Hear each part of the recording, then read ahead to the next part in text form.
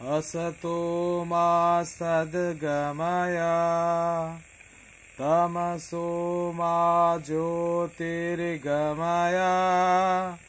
मृत्युर्मामृतं गमय। जय गुरु।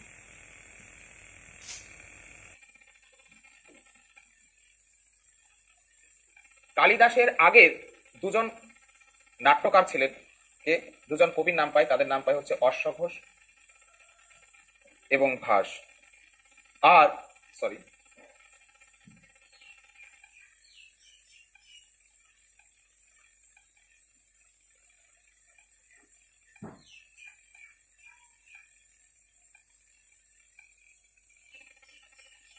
আর কালিদাসের পরে অনেক নাট্যকার রয়েছে, ভবভূতি, তারপরে হচ্ছে শ্রীহর্ষ,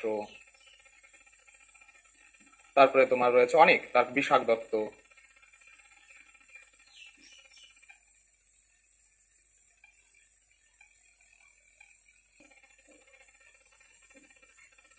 এরকম।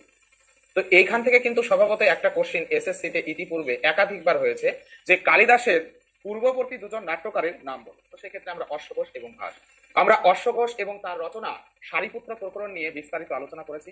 আজকে আমাদের আলোচ্য বিষয় হবে ভাস। আলোচ্য বিষয় আমরা ভাসকে নিয়ে আলোচনা করব।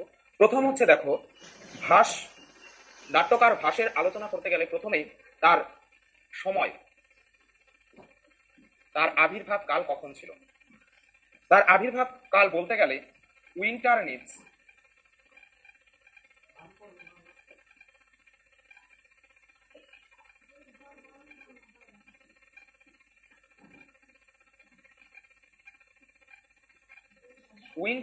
মনে করেন যে এই ভাসের আবির্ভাব কাল কখন ছিল, যে ভাস ছিলেন অশ্বঘোষ এবং কালিদাসের মধ্যবর্তী সময়। ভাসের আবির্ভাব কাল অশ্বঘোষ এবং কালিদাসের মধ্যবর্তী সময়। আমরা অশ্বঘোষের আবির্ভাব কাল জানি, এটা আমরা জেনেছি যে কুষাণ রাজ কনিষ্কের সমসাময়িক ছিলেন, অর্থাৎ খ্রিস্টীয় প্রথম শতক। আর কালিদাসের কালটা মোটামুটি খ্রিস্টীয় চতুর্থ বা পঞ্চম শতক ধরা হয়।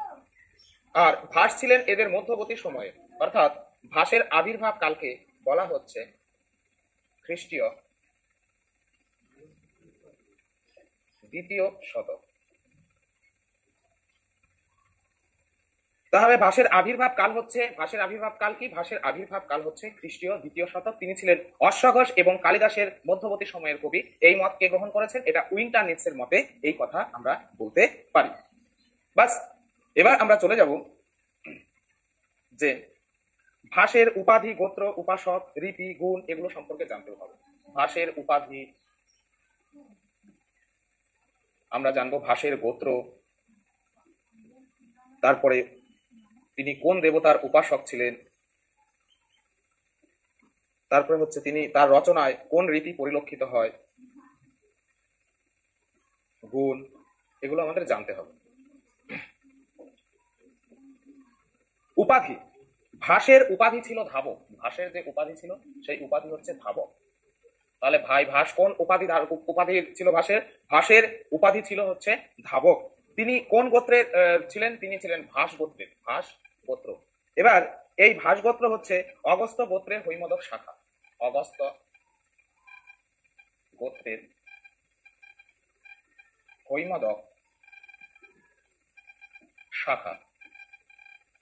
এটা আমাদের না জানলেও হবে, তবে এটা আমাদের জানতে হবে যে ভাসের গোত্র হচ্ছে ভাস গোত্র। তিনি কোন দেবতার উপাসক ছিলেন? তিনি ছিলেন বৈষ্ণব, বিষ্ণুর উপাসক ছিলেন, বৈষ্ণব। এবার হচ্ছে রীতি, তার রচনায় দেখা যায় বৈদর্ভী রীতি, অর্থাৎ ভাস বৈদর্ভী রীতির কবি ছিলেন। আর গুণ, এটা খুবই গুরুত্বপূর্ণ বিষয়। গুণ কেন গুরুত্বপূর্ণ বিষয় সেটা আমরা জানবো। ভাস প্রসাদ গুণ, মাধুর্য গুণ এবং ওজগুণ, প্রত্যেকটা কবির একটা বিশেষ বৈশিষ্ট্য রয়েছে। কারো রচনায় প্রসাদ গুণের প্রভাব দেখা যায়, কেউ আবার মাধুর্য গুণকে নিয়ে কাজ করেছেন, কেউ ওজগুণ নিয়ে কাজ করেছেন। কিন্তু এখানে আমরা ভাসের ক্ষেত্রে দেখতে পাবো যে ভাস কি করেছেন? ভাস 3টা গুণ নিয়েই কাজ করেছেন, এই জন্য এই বিষয়টা ইম্পর্টেন্ট। তাহলে ভাসের রচনায় প্রসাদ গুণ, মাধুর্য গুণ এবং ওজগুণ এই 3টা বিষয়েই দেখা যায়। এবার হচ্ছে ভাসের রচনা শৈলী এবং অলঙ্কার।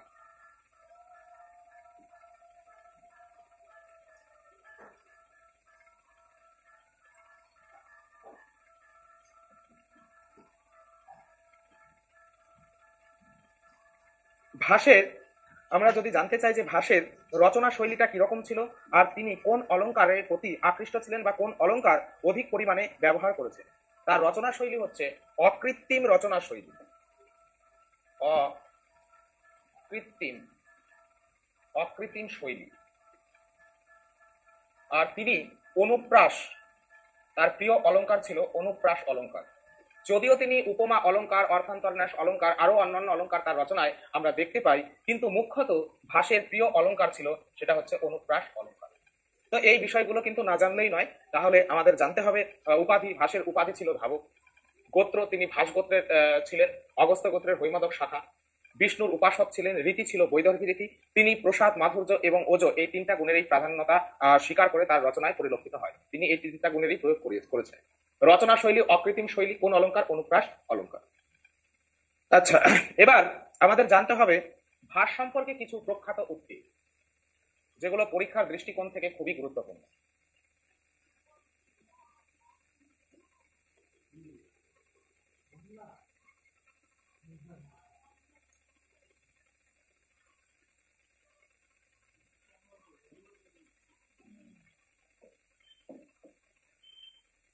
ভাস সম্পর্কে কিছু প্রখ্যাত উক্তি। প্রথম ধরো, কালিদাস তার মালবিকাগ্নি মিত্রম নাটকে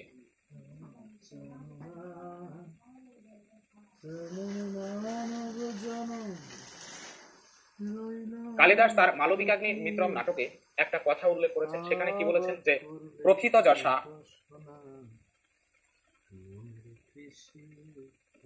যশা নাট্যকার বলেছেন ভাসকে।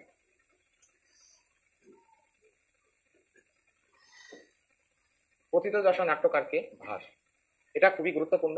তাহলে কালিদাস তার মালবিকাগ্নি মিত্রম নাটকে ভাসকে প্রথিত যশা নাট্যকার রূপে চিহ্নিত করেছেন। তবে এর সাথে তিনি আরও কথা বলেছেন। কি বলেছেন? সেখানে তিনি 3জন, এই মালবিকাগ্নি মিত্রম নাটকের একটি শ্লোকাংশে 3জন নাট্যকারের নাম উল্লেখ করেছেন। এক হচ্ছে ভাস, তারপরে হচ্ছে সৌমিল্য,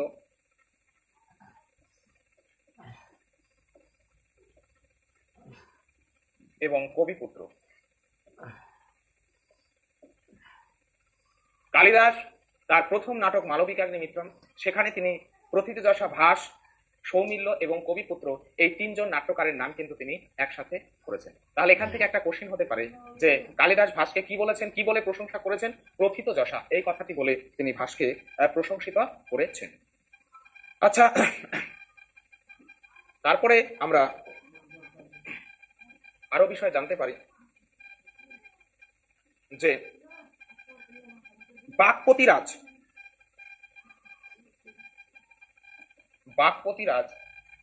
তিনি তার একটা রচনা, তার একটা নাটক, সেটা হচ্ছে গৌরবহ। এই বাক্পতিরাজ তার গৌরবহ নাটকে ভাসকে কি বলেছেন? ভাসকে বলেছেন জ্বলন মিত্র বা অগ্নিপ্রিয়।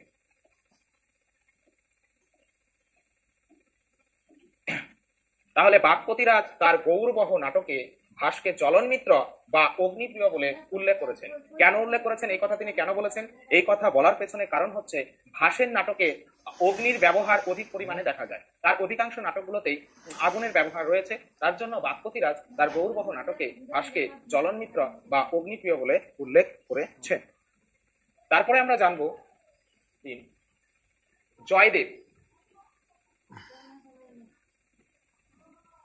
জয়দেব তার প্রসন্ন রাঘব।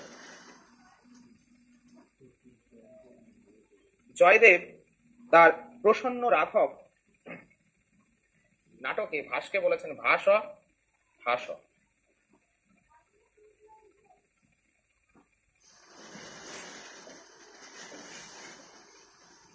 জয়দেব প্রসন্ন রাঘব নাটকে ভাসকে কি বলেছেন? ভাসকে হাস বলেছেন। ভাসকে সরস্বতীর নির্মল হাস্য বলে ভাসকে চিহ্নিত করেছেন। এবার কথা হচ্ছে, ভাসকে হাস বলে চিহ্নিত করা হয়েছে কেন? হাস, আরো তো অন্যান্য অনেক কিছু ছিল, একে হাস বলা হয়েছে কেন? দেখো, আমাদের বিদ্যার অধিষ্ঠাত্রী দেবী মা সরস্বতী, তার বাহন হচ্ছে হাস। তো তিনি হাসকেই বেছে নিলেন কেন? আরো তো অনেক জীবজন্তু প্রাণী ছিল। এই হাঁসের বেছে নেওয়ার পেছনে একটা কারণ রয়েছে, বা হাঁসের বাহন করার পেছনে একটা কারণ রয়েছে। হাঁস এমন একটা জীব যে সে তার একটা বিশেষ ক্ষমতা রয়েছে। সেই ক্ষমতাটা কি? সেই ক্ষমতাটা হচ্ছে, হাঁসের একটা ক্ষমতা আছে যে তুমি এক বাটি দুধ হাঁসের সামনে তুলে ধরো, মিনিট খানি পরে দেখা যাবে সেই বাটিটিতে শুধু জল পড়ে রয়েছে, কিন্তু দুধের যে মূল অংশ অর্থাৎ ছানা বা দুধের যে নির্যাস সারবস্তু, সেটা কিন্তু হাঁস গ্রহণ করে এবং জলটা পরিত্যাগ করে। অর্থাৎ হাঁস কি করে? হাঁস সারবস্তু গ্রহণ করে কিন্তু অসারবস্তু পরিত্যাগ করে। সেই রকম এইটা আমরা যে বিদ্যা গ্রহণ করি, সেই বিদ্যা দুই রকম হতে পারে, একটা সুবিদ্যা, একটা কুবিদ্যা। মানে মানুষ শিক্ষিত হয়ে সেই জিনিসটা ভালো, সেই শিক্ষাটা ভালো কাজেও ব্যবহার করতে পারে, আবার সেটা খারাপ কাজেও ব্যবহার করতে পারে। যেমন উদাহরণস্বরূপ বলা যেতে পারে যে আমরা অস্ত্রবিদ্যা শিখে কেউ দেশ রক্ষার জন্য সে মিলিটারি বাহিনীতে যোগ করে, দেশ রক্ষা করে, আবার সেই অস্ত্রবিদ্যা শিখে কেউ বা দেশের 12টা বাজায় অর্থাৎ আতঙ্কবাদীর কাজ করে। তো সেই রকম বিদ্যাটাকে আমাদের কি সঠিক কাজে ব্যবহার করতে হবে? তো তার সিগনেচার হচ্ছে হাঁস। হাঁস যেমন দুধের মধ্য থেকে যেটা সারবস্তু সেটা গ্রহণ করে, জলীয় পদার্থটা বর্জন করে, সেই রকম আমরা যেটা সার বিদ্যা সেটা আমরা গ্রহণ করব, এবং যেটা অসার বিদ্যা সেটা আমরা ত্যাগ করব। তার জন্য জয়দেব তার প্রসন্ন রাঘব নাটকে ভাসকে সরস্বতীর নির্মল হাঁস বলে চিহ্নিত করেছেন। তাহলে ভাস সম্পর্কে দেখো অনেকেই অনেক কথা বলেছেন। কালিদাস বলেছেন, তারপরে হচ্ছে বাগপতিরাজ গৌরবহ নাটকে তাকে জলন মিত্র বলেছে, জয়দেব তার প্রসন্ন রাঘব নাটকে ভাসকে হাঁস বলেছেন। তাছাড়াও আমরা রাজশেখর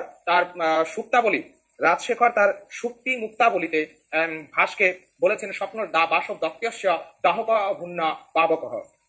তো এইভাবে ভাসের সম্পর্কে কিন্তু বিভিন্ন কবি কিছু কিছু মন্তব্য করে গেছেন। যাই হোক, এবার আমরা জানবো যে এই ভাসের সম্পর্কে কিছু কথা,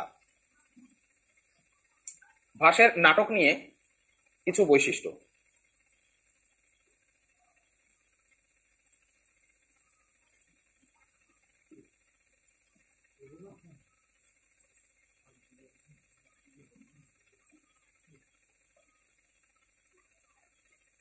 এই বিষয়টা খুবই গুরুত্বপূর্ণ। ভাসের নাটকের কিছু বৈশিষ্ট্য, সেগুলো আমরা জেনে নিচ্ছি। প্রথম হচ্ছে, ভাসের নাটকে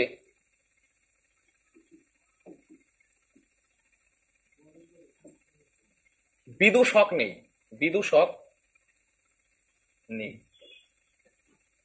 ভাসের নাটকে আমরা কোনো বিদূষক পাবো না। আর ভাসের নাটকে বিদূষক নেই বলে ভাসের নাটকে হাস্যরস স্থান পায়নি। বিদূষক এই ক্যারেক্টারটা কি? এই ক্যারেক্টারটা হচ্ছে কমেডিয়ান চরিত্র, যে হচ্ছে হাসির পাত্র হাসায়। তো ভাসের নাটকে বিদূষক নেই, অর্থাৎ ভাসের নাটকে হাস্যরস কিন্তু সেইভাবে স্থান পায়নি।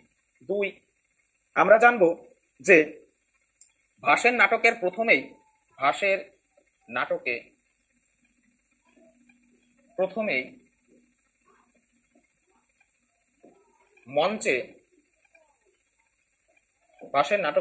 মঞ্চে সূত্রধার প্রবেশ করে।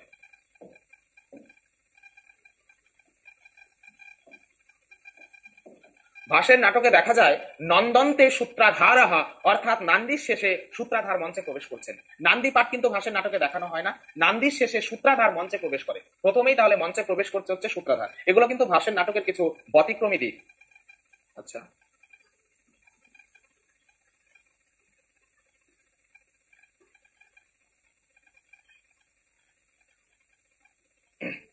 তাহলে ভাসের নাটকের প্রথমেই মঞ্চে কে প্রবেশ করছে?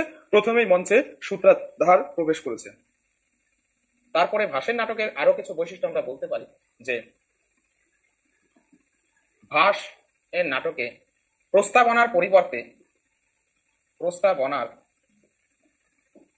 পরিবর্তে তিনি অন্য শব্দ প্রয়োগ করেছেন।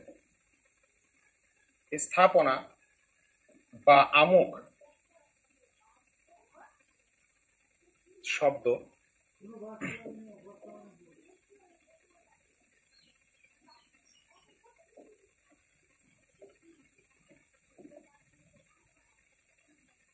দেখো, প্রস্তাবনা এটা বলেছিলাম অভিজ্ঞান শকুন্তলম পড়ানোর সময়, প্রস্তাবয়তি প্রকৃত বিষয়ম উপস্থাপয়তি ইতি প্রস্তাবনা। অর্থাৎ নাটক শুরু করার আগে দর্শকদের যাতে মন নাটকের প্রতি আকৃষ্ট হয়, তার জন্য নাটক শুরু করার আগে কিছু নাটক সম্পর্কিত অপ্রাসঙ্গিক কিছু কথাবার্তা সেখানে তুলে ধরা হয়। তো এই প্রত্যেকটা নাটকের নাট্যশাস্ত্র অনুযায়ী কিছু নির্দিষ্ট নিয়ম মেনে নাটক রচনা করতে হয়। তো নাটকের প্রথমেই থাকে প্রস্তাবনা বা ভূমিকা। আমরা যেটা বইয়ের পাতায় দেখি ভূমিকা, ভূমিকা সেটাই কিন্তু বলা হয় প্রস্তাবনা। প্রত্যেকটা বইয়ের প্রথমে কিন্তু ভূমিকা থাকে, তাই না? তো সেটাই হচ্ছে প্রস্তাবনা। কিন্তু ভাস সেই প্রস্তাবনা শব্দ ব্যবহার করেননি, তিনি স্থাপনা বা আমুক এই শব্দ প্রয়োগ করেছেন। আচ্ছা, আর 4 নাম্বার খুবই গুরুত্বপূর্ণ একটা তথ্য, এই তথ্যটা আমাদের ভালোভাবে মনে রাখতে হবে। সেটা কি? সেটা হচ্ছে ভাস তার নাটকে মঞ্চে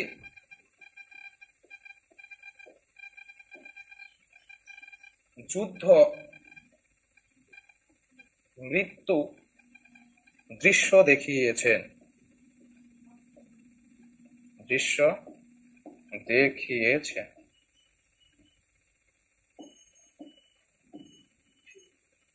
ভাস নাটকের কিছু নির্দিষ্ট নিয়ম রয়েছে, যে নাটকে মঞ্চে কিছু বিশেষ বিশেষ জিনিস দেখানো যাবে না, যেমন যুদ্ধ দৃশ্য, তারপরে মৃত্যু দৃশ্য, বিবাহ, মদ্যপান, স্ত্রী সঙ্গ, এই বিষয়গুলো মঞ্চে দর্শকদের দেখানো যাবে না।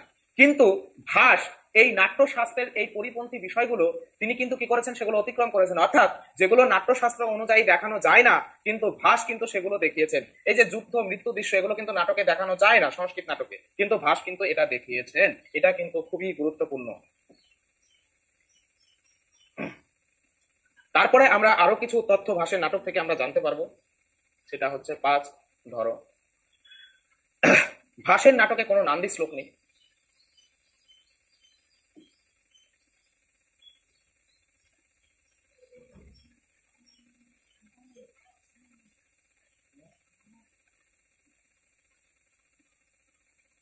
নান্দি পাঠ কিন্তু ভাসের নাটকে দেখা যায় না। সেখানে নাটকের প্রত্যেকটা নাটকের শুরুবাত হয়েছে এরকম, নন্দন্তে সূত্রাধার, অর্থাৎ নান্দি অন্তে, মানে নান্দির শেষে সূত্রাধার মঞ্চে প্রবেশ করলেন। অর্থাৎ ভাসের নাটকে নান্দি শ্লোক নেই। তারপরে বলতে পারি সংস্কৃত সাহিত্যে ভাস সর্বাধিক নাটকের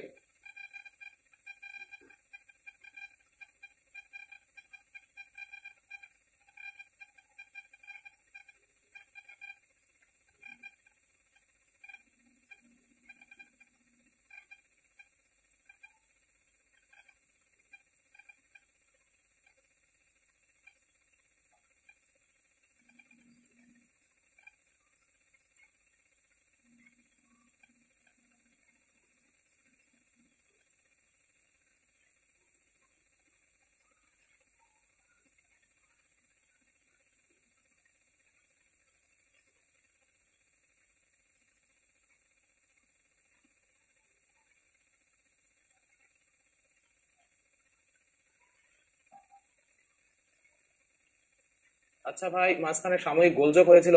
তোমরা এখন অডিও ভিডিও ঠিকঠাক দেখতে বা শুনতে পাচ্ছ কিনা কমেন্টের মাধ্যমে একটু জানাবে। যে আমরা কি অডিও ভিডিও ঠিকঠাক দেখতে পাচ্ছি, একটু কমেন্টের মাধ্যমে জানাবে। তাহলে ভাসের নাটকে নান্দে নেই, সর্বাধিক নাটকের রচয়িতা ভাস। ভাসের নাটকে কোথাও আমরা নাট্যকারের নাম পাবো না, নাট্যকারের নাম কিন্তু নেই ভাসের নাটকে। তো এই ছিল ভাসের নাটকের কিছু বৈশিষ্ট্য। আচ্ছা ভাই, তোমরা একটু বলো তো দেখি, তোমরা ঠিকঠাক দেখতে বা শুনতে পাচ্ছ?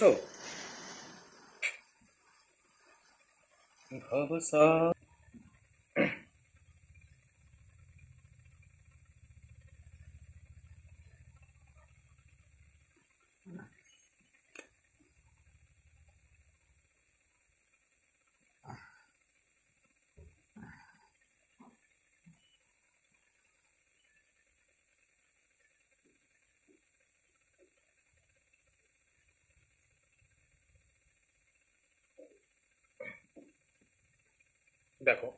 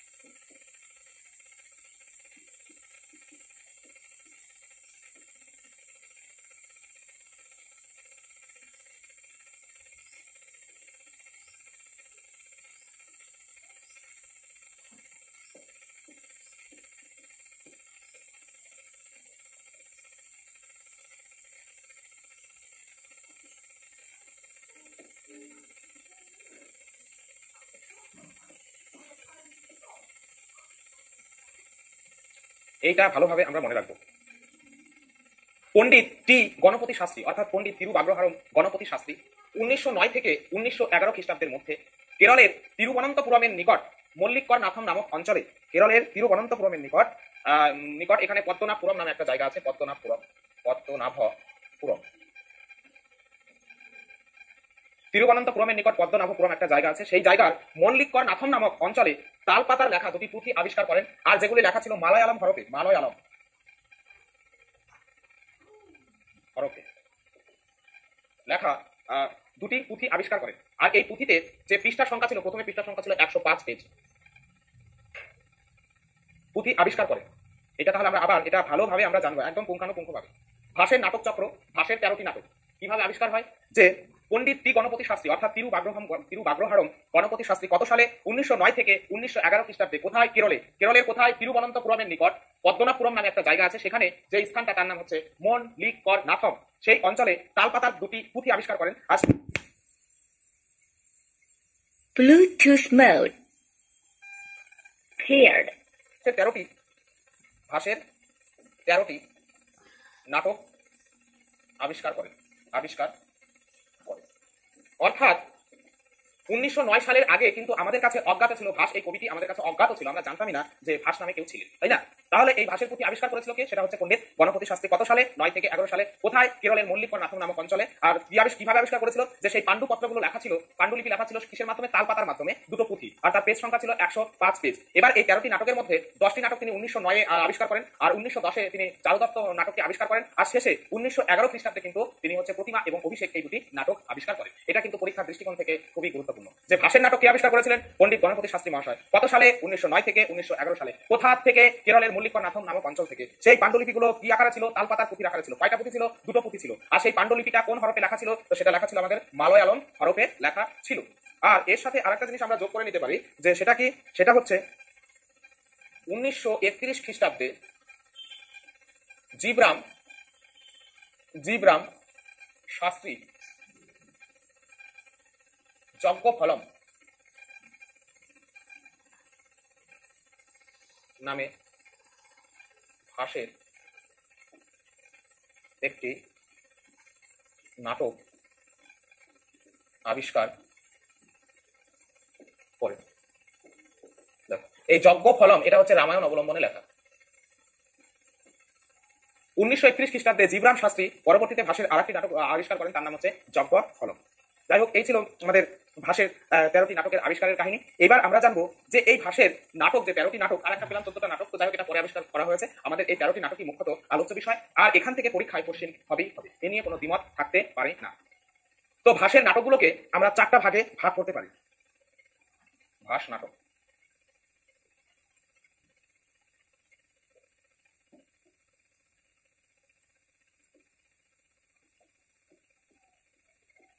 রামায়ণমূলক, মহাভারত মূলক, তারপরে হচ্ছে বৃহৎ কথামূলক বা উদয়ন কথামূলক,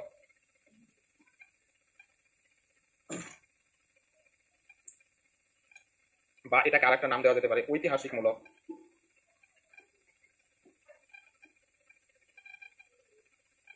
আর 4 আমরা পাবো হচ্ছে কল্পনা মূলক বা কথামূলক। তাহলে ভাষের নাটককে আমরা 4টা শ্রেণীতে ভাগ করতে পারি। ভাষের রামায়ণমূলক নাটক হচ্ছে 2টো, প্রতিমা এবং অভিষেক। মহাভারতমূলক ভাষের নাটক হচ্ছে 7টি, দ্রুতবাক্য, দুধ ঘটোৎকচ, মধ্যম ব্যয়ক, উরুভঙ্গ, পঞ্চরাত্র, দ্রুতবাক্য, দুধ ঘটোৎকচ, মধ্যম ব্যয়ক, উরুভঙ্গ, কর্ণভার আর পঞ্চরাত্র এবং বালচরিত, এই 7টা হচ্ছে মহাভারত অবলম্বনে রচিত।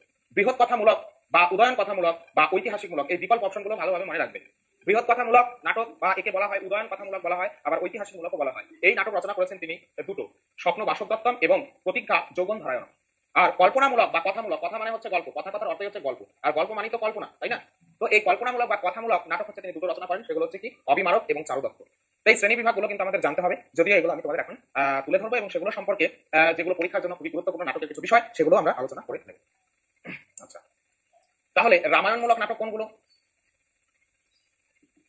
ভাসের রামায়ণমূলক। ভাসের রামায়ণমূলক নাটক হচ্ছে দুটো, কি? প্রতিমা এবং অভিষেক। অভিষেক। প্রতিমা নাটকের অঙ্ক সংখ্যা 7, অভিষেক নাটকের অঙ্ক সংখ্যা 6। এগুলো নিয়ে আমরা আলোচনা করবো। যে প্রতিমা নাটকের মধ্যে এটা দেখো ভাসের সব থেকে বড় নাটক, এই প্রতিমা নাটক, এটা সব থেকে হচ্ছে বড় নাটক 7 অঙ্কের। এবার ভাসের মহাভারতমূলক নাটক।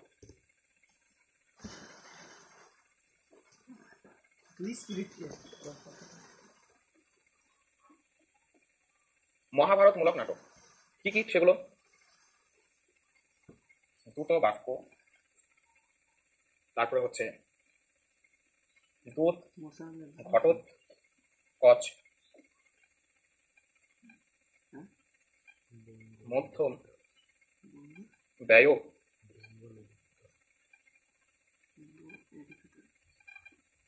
উরু, ভঙ্গ,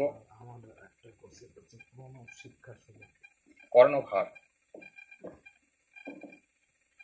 6 পঞ্চরাত্র, আর 7 হচ্ছে বালচরিত। এই হচ্ছে আমাদের মহাভারত অবলম্বনে রচিত ভাসের নাটকগুলো। তাহলে মহাভারত অবলম্বনে ভাস কয়টা নাটক রচনা করেছেন? মহাভারত অবলম্বনে ভাস 7টি নাটক রচনা করেছেন। আর এগুলোর আরেকটা জিনিস জানতে হবে, এই যে প্রথম যে 5টি নাটক, এগুলো হচ্ছে এক অঙ্কের নাটক, এক অঙ্ক। এগুলোর অঙ্ক সংখ্যা কত? 1। এগুলো কিন্তু একাধিকবার প্রত্যেক পরীক্ষায়, নেট বলো, স্লেট বলো, এসএসসি বলো, এমএসসি বলো, সব পরীক্ষায় কিন্তু এগুলো আসে একাঙ্ক নাটকগুলোর নাম। তাহলে ভাসের এগুলো হচ্ছে একাঙ্ক নাটক। এইভাবে আমরা মনে রাখবো দুটো বাক্য, দূত, ঘটোৎকচ, মধ্যম, ব্যয়, গুরু, ভঙ্গ এবং কর্ণভার। আর পঞ্চরাত্র হচ্ছে আমাদের 3 অঙ্কের নাটক, আর বালচরিত হচ্ছে 5 অঙ্কের নাটক। তাহলে মহাভারত, এটা আরেকটা জিনিস বলা যেতে পারে যে মহাভারতের এটা হচ্ছে কৃষ্ণ উপাখ্যান। কৃষ্ণ উপাখ্যান অবলম্বনে রচিত ভাষ্যের নাটকটির নাম কি? তাহলে আমাদের উত্তর হবে বালচরিত। এই রামায়ণমূলক এবং মহাভারতমূলক। এবার আমরা জানবো যে তার বৃহৎ কথা বা উদয়ন কথা বা ঐতিহাসিকমূলক নাটক। ঐতিহাসিকমূলক নাটকগুলো কি? স্বপ্ন, বাসব দত্তম, আর একটা পাবো হচ্ছে প্রতিজ্ঞা, যৌবন ধরায়ন।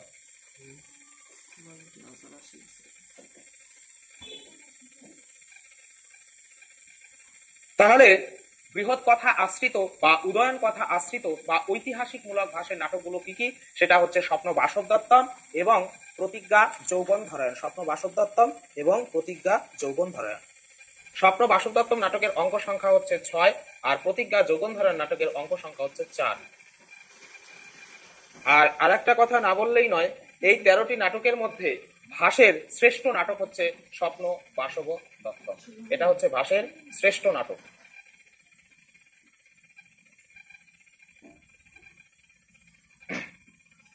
আর আমাদের পড়ে থাকলো কি? বৃহৎ কথামূলক হলো। এবার হচ্ছে আমাদের কথামূলক। কথামূলক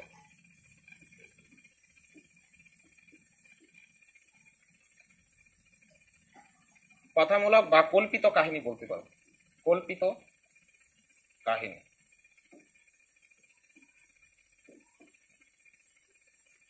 কথামূলক বা কল্পিত কাহিনীমূলক ভাষার নাটক, তার নাম কি? তো সেই কথামূলক বা কল্পিত কাহিনীমূলক ভাষার দুটো নাটক রয়েছে, তা হচ্ছে অবিমারক এবং চারুদত্ত।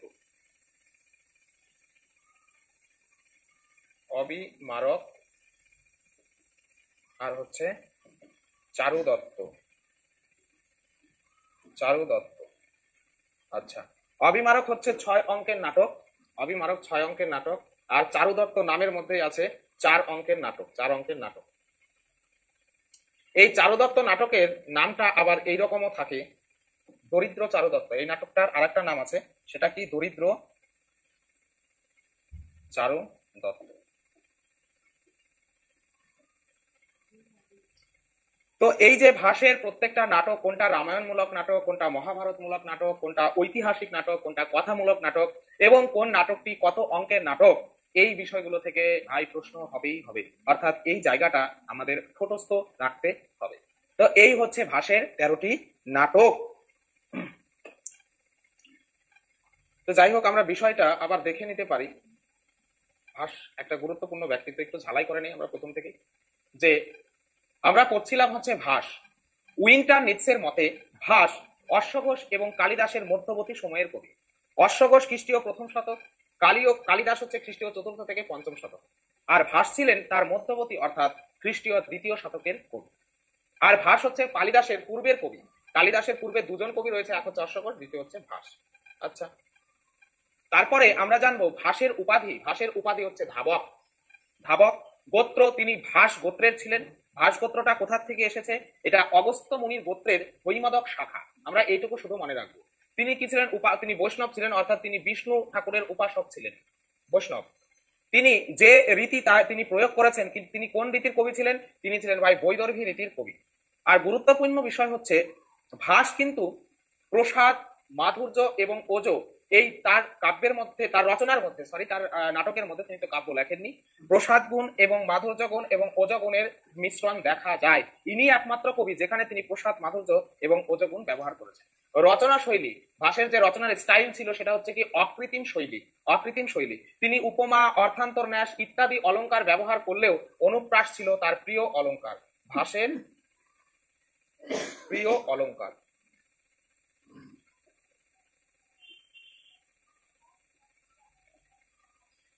আচ্ছা, তারপরে ভাস সম্পর্কে কিছু প্রখ্যাত উক্তি। কালিদাস তার মালবিকাগ্নি মিত্রম নাটকে ভাসকে প্রথিত যশা নাট্যকার বলেছেন। প্রথিত যশা নাট্যকার কাকে বলেছেন? ভাসকে।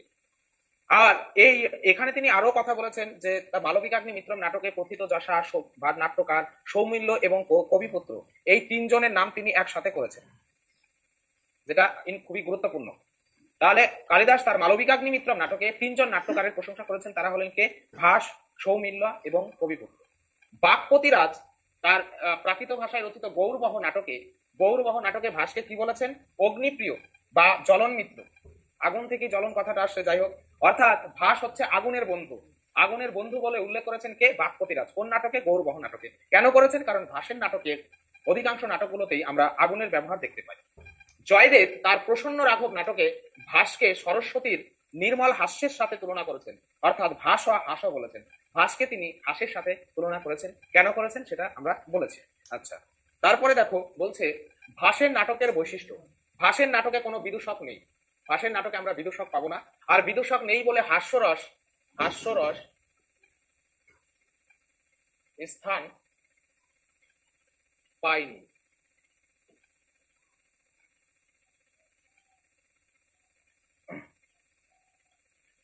ভাসের নাটকে বিদূষক নেই, তার জন্য হাস্যরস স্থান পায়নি। তবে ভাসের যে সব নাটকে বিদূষক নেই এ কথা বলাটা ঠিক হবে না। ভাসের কিছু কিছু নাটকে কিন্তু বিদূষক রয়েছে। যেমন হচ্ছে আমরা ধরো স্বপ্ন বাসবদত্তম নাটকে বিদূষক পাবো, তার নাম হচ্ছে বসন্ত। তো ম্যাক্সিমাম নাটকে বিদূষক নেই। আচ্ছা, ভাসের নাটকে প্রথমেই মঞ্চে সূত্রাধার প্রবেশ করে, এটা কিন্তু একটা গুরুত্বপূর্ণ বিষয়। সূত্রাধারকে নাটক যে পরিচালনা করেন তাকে বলা হয় সূত্রাধার, অর্থাৎ নাটকের ডিরেক্টরই হচ্ছে সূত্রধার। তো নাটকের প্রথমেই কিন্তু মঞ্চে সূত্রাধার প্রবেশ করবে। তারপরে দেখো ভাস তার নাটকে এই যে প্রস্তাবনার পরিবর্তে কি করেছেন? স্থাপনা এবং আমুক শব্দের প্রয়োগ করেছে। স্থাপনা বা আমুক শব্দের প্রয়োগ করেছে। আচ্ছা, প্রস্তাবনা কথার অর্থ হচ্ছে ভূমিকা। ভাস তার নাটকে মঞ্চে যুদ্ধ দৃশ্য, মৃত্যু দৃশ্য এগুলো কিন্তু দেখিয়েছেন, যেগুলো নাট্যশাস্ত্রের পরিপন্থী। নাট্যশাস্ত্র অনুযায়ী যুদ্ধ দৃশ্য, মৃত্যু দৃশ্য, স্ত্রী সঙ্গ, মদ্যপান ইত্যাদি ইত্যাদি বিষয় দেখানো যাবে না, কিন্তু ভাস কিন্তু সেই রীতির লঙ্ঘন ঘটিয়েছেন। নেক্সট আমরা দেখব ভাসের নাটকে কোনো নান্দি শ্লোক পাওয়া যায় না। এখানে ভাসের নাটকে এরকম লেখা থাকে, নান্দন্তে সূত্রধার, অর্থাৎ নান্দির শেষে সূত্রাধার মঞ্চে প্রবেশ করলেন। ভাস সর্বাধিক নাটকের রচয়িতা। ভাস সব থেকে বেশি নাটক রচনা করেছেন, আর সংখ্যা হচ্ছে কত? 13। ভাসের নাটকে কোথাও কিন্তু নাট্যকারের নাম নেই, কোথাও নাট্যকারের নাম নেই। এগুলো হচ্ছে আমরা ভাসের নাটকের কিছু বৈশিষ্ট্য দেখলাম। এবার ভাসের নাটক চক্র। ভাসের নাটক চক্রটা কি? পণ্ডিত তিরুবাগ্রহারম গণপতি শাস্ত্রী মহাশয় 1909 থেকে 1911 সালের কেরলের তিরুবনন্তপুরমের নিকট পদ্মনাভপুরমের মল্লিকর নাথম নামক অঞ্চলে তালপাতার লেখা দুটো পুঁথি পান। আর সেই পুঁথিতে তিনি যে যে হরপে পুঁথিটা পান সেটা কোন হরপে লেখা ছিল, সেটা মালয়ালম হরপে লেখা ছিল। আর সেই পুঁথির প্রথমে পেজ সংখ্যা তিনি পেয়েছিলেন 105টি। আর সেই পুঁথিগুলো ঘাটাঘাটি করে তিনি এই সিদ্ধান্তে উপনীত হন যে এখানে ভাসের 13টি নাটক রয়েছে, আর সেই 13টি নাটকের রচয়িতাই হচ্ছে ভাস। অর্থাৎ ভাসের নাটকগুলি আবিষ্কার করেন কে? পণ্ডিত টি গণপতি শাস্ত্রী মহোদয়। আচ্ছা, তারপরে আমরা জানবো যে আরেকটা ভাষার একটা নাটক যার নাম হচ্ছে যজ্ঞ ফলম। এই নাটকটা রামায়ণ অবলম্বনে লেখা। এটা পরবর্তীকালে জীবরাম শাস্ত্রী 1913-তে আবিষ্কার করেন। আর ভাষের নাটকগুলোকে আমরা 4টা ভাগে ভাগ করেছি। কি কি? রামায়ণমূলক 2টো নাটক, মহাভারতমূলক 7টি, বৃহৎ কথামূলক বা উদয়ন কথামূলক বা ঐতিহাসিক মূলক 2টো, এবং কল্পনামূলক বা কথামূলক সেটা হচ্ছে 2টো। এইভাবে 7, 2, 9, 10, 11, 12, 13 এই 13টি নাটক ভাস কিন্তু রচনা করেছেন। রামায়ণমূলক নাটক হচ্ছে তার 2টি। প্রতিমা নাটক এটা হচ্ছে সব থেকে বড় নাটক। তারপরে পাবো আমরা অভিষেক নাটক, এটা 6 অঙ্কের। মহাভারতমূলক নাটক তার হচ্ছে 7টি।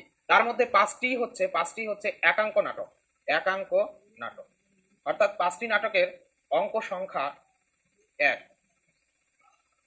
সেগুলো কি? সেগুলো হচ্ছে দ্রুত বাক্য, দূত ঘটোৎকচ, মধ্যম ব্যয়ক, উরু ভঙ্গ এবং কর্ণভার। আর পঞ্চরাত্র এবং বালচরিত এটা মহাভারত অবলম্বনে রচিত। তবে এখানে এইটা কথাটা আমরা মনে রাখতে পারলে ভালো হয় যে মহাভারতে কৃষ্ণ উপাখ্যান অবলম্বনে রচিত হচ্ছে বালচরিত। মানে এই নাটকটিতে শ্রীকৃষ্ণের বাল্য জীবনের কাহিনী উদ্ঘাটিত হয়েছে। আচ্ছা, তারপরে আমরা পাচ্ছি দেখো বৃহৎ কথামূলক বা ঐতিহাসিক মূলক 2টো নাটক। একটা হচ্ছে স্বপ্ন বাসব দত্তম, আর একটা হচ্ছে প্রতিজ্ঞা যৌবন ধারায়ণম। আর এইটা হচ্ছে যে স্বপ্ন বাসব দত্তম, এই নাটকটাই হচ্ছে ভাসের শ্রেষ্ঠ নাটক। এটাই হচ্ছে ভাসের শ্রেষ্ঠ নাটক, যার অঙ্ক সংখ্যা হচ্ছে 6।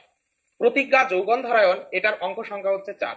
তবে এই নাটকের কাহিনী রয়েছে, এই 2টো নাটক কিন্তু এই প্রতিজ্ঞা যৌবন ধারায়ণ নাটকের কাহিনী শুরু হয়ে স্বপ্ন বাসব দত্তম নাটকে শেষ হয়েছে। অর্থাৎ মানে তোমাকে স্বপ্ন বাসব দত্তম নাটক জানতে হলে প্রথমেই তোমার প্রতিজ্ঞা যৌবন ধারায়ণ নাটক জানতে হবে। এই 2টো কাহিনীর মিলিয়েই কিন্তু স্বপ্ন বাসব দত্তম নাটক। যাই হোক, সেটা অন্য প্রসঙ্গ, সেগুলো তো আমরা আলোচনা করবোই। এবার কথামূলক, ভাসের কথামূলক বা কল্পনামূলক নাটক হচ্ছে 2টো। একটা হচ্ছে অবিমারক, আর একটা হচ্ছে চারুদত্ত। চারুদত্ত নাটকের অপর একটা নাম রয়েছে, তার নাম কি? তার নাম হচ্ছে দরিদ্র চারুদত্ত। আর চারুদত্ত নাটকের অঙ্ক সংখ্যা এই নামের সাথে মিলিয়েই পাওয়া যায় 4, আর অবিমারক নাটকের অঙ্ক সংখ্যা হচ্ছে 6। আচ্ছা,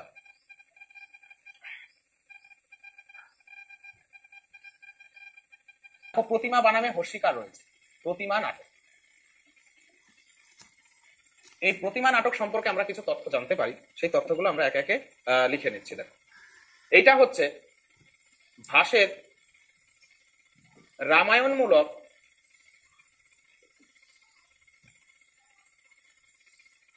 সব থেকে বড় নাটক, তাই তো?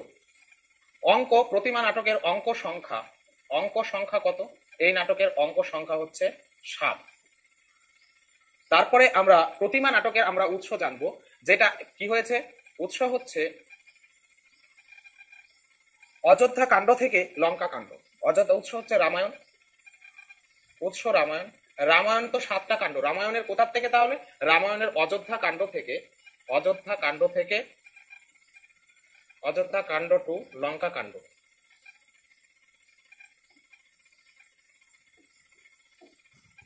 উৎস হচ্ছে কি? রামায়ণ। আর রামায়ণের কোথায়? অযোধ্যা কাণ্ড থেকে লঙ্কা কাণ্ড। এবার আমরা জানবো নায়ক নায়িকা। নায়ককে আর হবে রামচন্দ্র। নায়িকাকে? নায়ক যদি রামচন্দ্র হয় তাহলে নায়িকাকে? কারণ অন্য রাজা হলে, অন্য কেউ হলে আরো অন্য কিছু বলা যেতে পারতো, কিন্তু রামচন্দ্র হচ্ছে একগামী। তার উদাহরণ, সীতা বিনে আমি যেন মণিহারা ফণি, তাই না? রামচন্দ্র হচ্ছে এক পত্নী প্রেমী, অর্থাৎ নায়িকা অবশ্যই কি হবে? সীতা দেবী, সীতা। আর এইখানে আমরা একটা বিশেষ বৈশিষ্ট্য পাবো, যেটা কি হয়? ভরত প্রতিমা গৃহে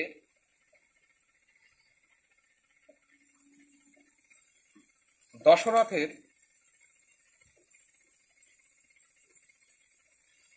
মূর্তি দেখে পিতার মৃত্যু সংবাদ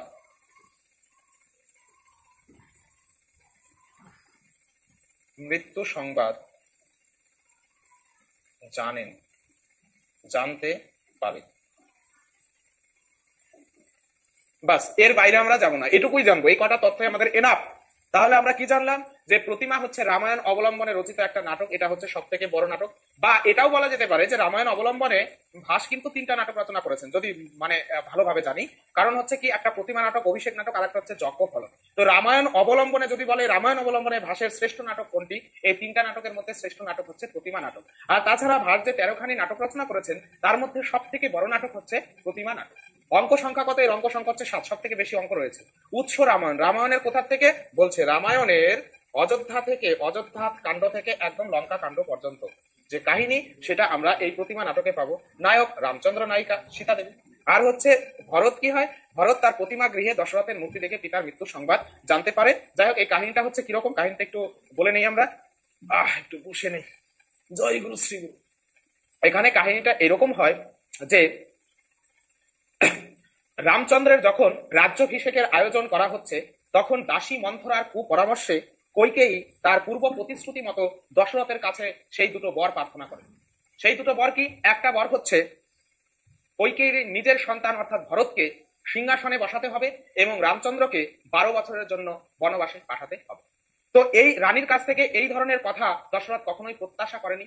যখন এই কথা রানী দশরথকে বলল, তখন দশরথ কিন্তু প্রচন্ড মনে আঘাত পেলেন, এবং মনে আঘাত পেলে শরীরে তার প্রভাব পড়ে এবং দশরথ কি হলেন? মূর্ছা গেলেন, এবং পরবর্তীকালে দশরথ কি হয়?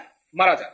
আর দশরথ যখন মারা যান, এই পরিস্থিতিতে ভরত কিন্তু বাড়িতে ছিলেন না, অযোধ্যায় ছিলেন না, তিনি ছিলেন তার মামার বাড়িতে। তখন তাকে খবর দেওয়া হয় তাকে অতি সত্বর দেশে ফিরে আসতে হবে, অযোধ্যায় আসতে হবে। তখন মাতুলালয় থেকে ভরত যখন অযোধ্যার উদ্দেশ্যে রওনা দিচ্ছেন, তখন তিনি পথের মধ্যে প্রতিমা গৃহ দেখতে পেলেন। প্রতিমা গৃহ, সেই প্রতিমা গৃহটা কি?